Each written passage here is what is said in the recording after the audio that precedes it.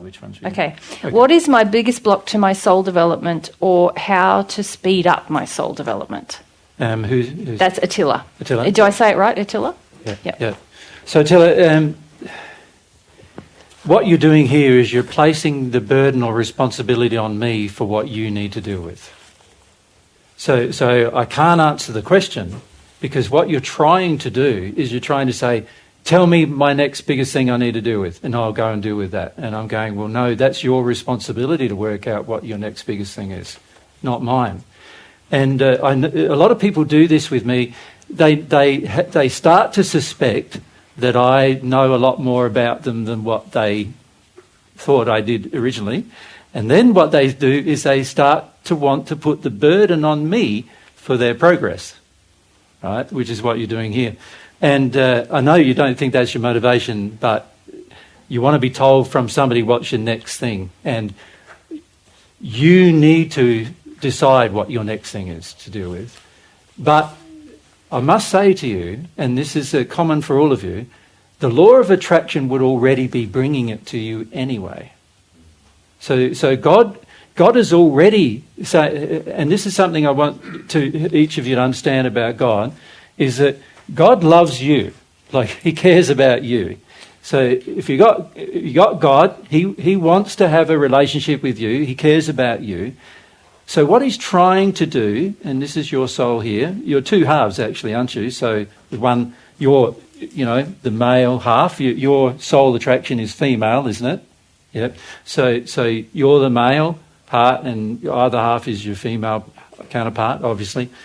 Now, you're God's child. That soul, that complete soul, is God's child. So God wants to give you information. He wants to share things with you. He wants to help you progress. He wants you to become more loving. He wants to help you do that, but He's not going to do that without your will being involved. But He wants to do it. So He's trying to share information with you. Now, God does that through the operation of your conscience.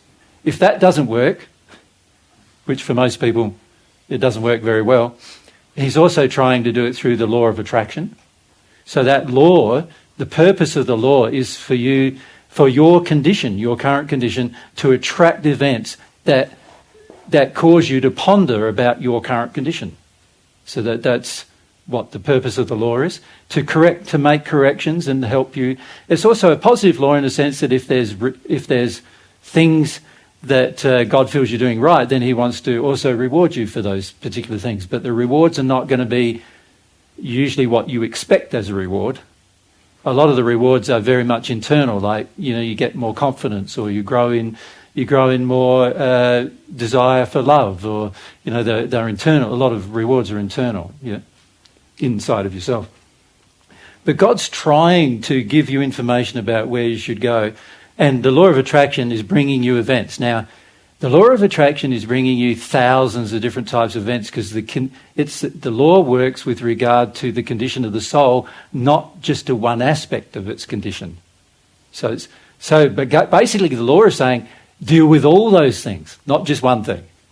Deal with all those things. And so this gets back to the question you asked, isn't it, about being overwhelmed? The law is bringing you all the things all at once, as you should be dealing with, from a condition of love, from a position if you want to love. And a lot of times we want to just select one and then focus on that.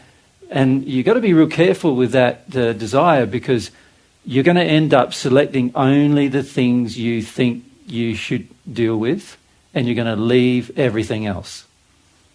And that's not a good thing.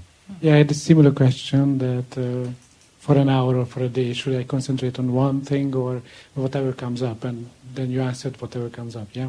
Yeah. Okay.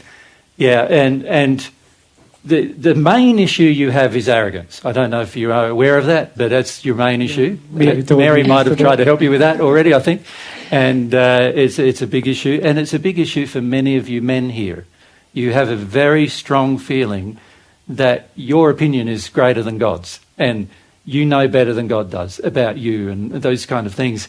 There's no perspective in that, and this is why you want to argue at times, and also why you want to feel like there's a feeling that you gain by having those feelings of power over your life, which is really about being terrified of dealing with some substantial, sad emotion.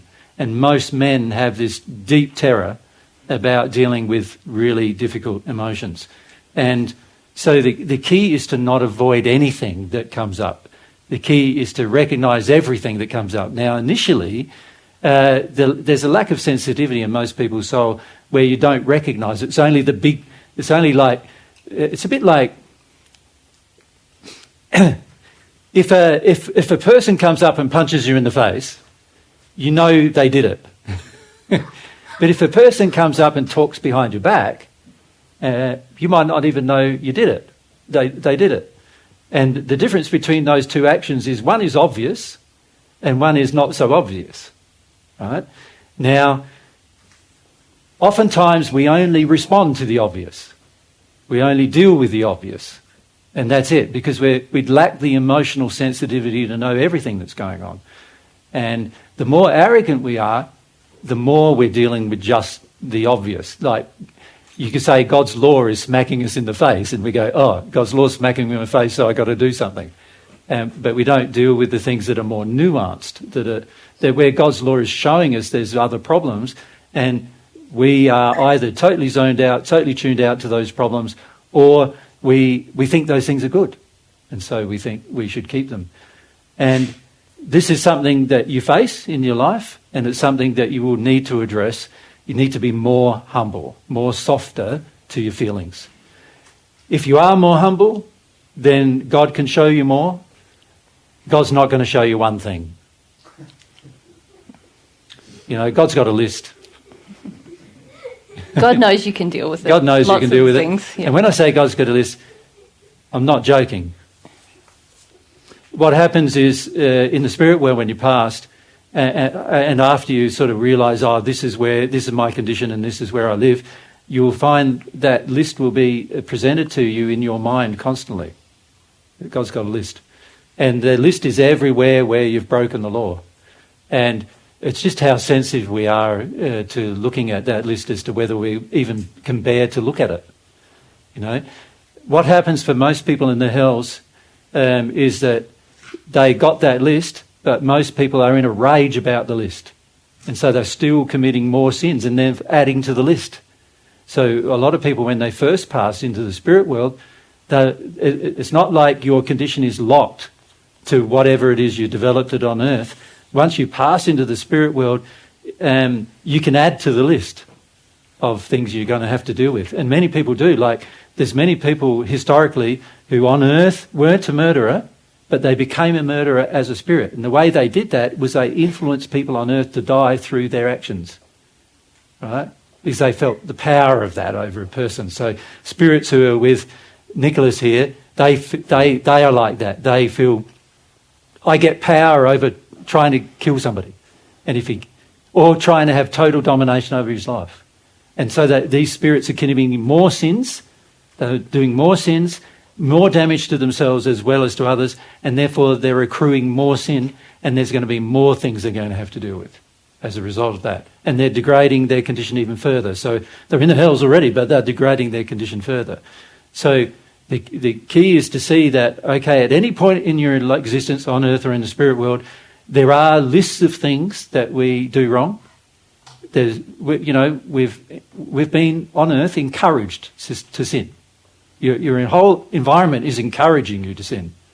It's encouraging you to sin financially. It's encouraging you to sin with regard to the way you use substances. It encourages you to sin with regard to just little physical things like coffee, tea, and all these other things. It encourages it into sin there too, because we end up imbibing a life of a lack of ethics in the process. That's sin.